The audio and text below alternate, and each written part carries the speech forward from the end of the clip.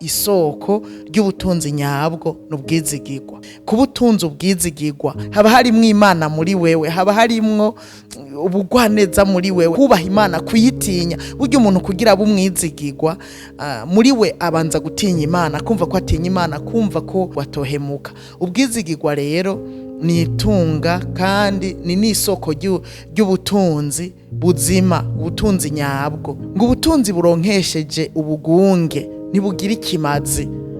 Ubugunge n'igihushane cyo kuba umwizigirwa. Ngo ariko ubutunzi buronkesheje ubwizigirwa nibwo bugira ikimazi.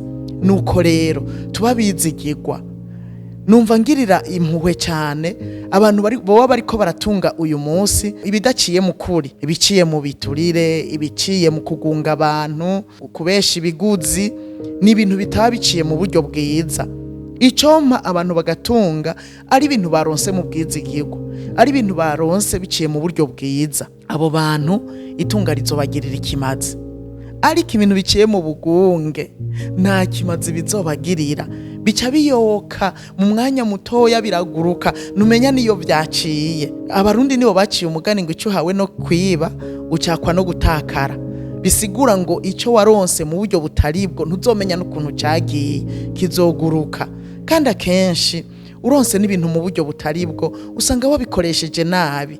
Umuntu akabikoresha nabi kubera ntavyo yaruhiye, nta nkomezi, nta nguvu yatanze, nta mwanya yatanze kugira ngo abirondere, aca bikoresha nabi bikaguruka, ntamenya niyo vyagiye. Harabatunga ukamengo nakaryo baronse ko kwihutira gusambana, ko kwihutira kugwiza abagore batandukanye, ugasanga iryo tunga bafise rirabahamvye mu busambanyi, rirabahamvye bakagwara n'ibigwara vya sida n'ibindi bitandukanye.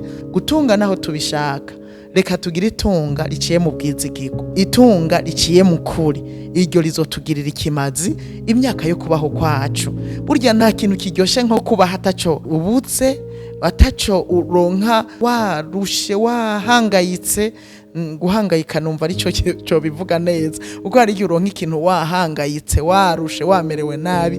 Ndibuka naho urandonka two kujya kera nahangayitse, nagowe, ukumva umutima wakuvuyemwo, canke wirutse ugurana, uraho baguhaye, uraho bakwimye. Ibyo bintu birabishe.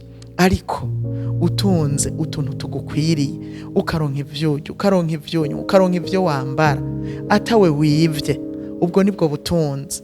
Nuhave wibaza ngo gutunga no kuronka ibihinda, ibiremorke, ugira ibiduka vyinshi ukagendera muri imwe, ugira ibizu vyinshi ukaba muri imwe, n'izu upangishije ugasanga barazononye. Tubumbwe n'ivyo dufise nibwo butunzi nyabwo. Ubwizigirwa rero ni isoko ry'ubutunzi buzima, ubutunzi burama, ubutunzi bugira ikimazi.